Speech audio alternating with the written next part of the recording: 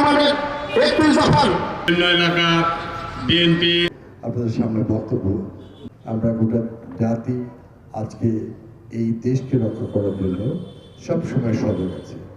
মানুষের হতেই পারে, আমিও এর উপদেষ্টা জনাব মিজানুর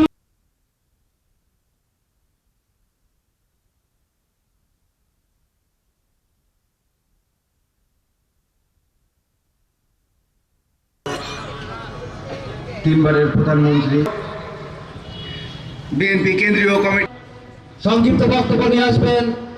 মন্ডলী আছে, মুসলিম ইকরাম আছে। আমি অনুরোধ করব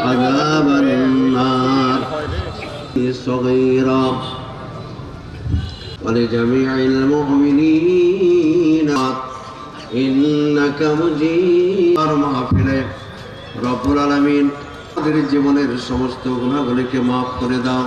আয় আল্লাহ, তুমি তার কবরখানাকে জান্নাতের টুকরা বানাইয়া দিও। রাসূলুল্লাহ সাল্লাল্লাহু আলাইহি সাল্লামের খাঁটি উম্মত করার মতো করে শান্তিময় দেশে পরিণত করে দিও রব্বুল আলামিন। তাসমিউল আলিম ওয়া তুব আলাইনা।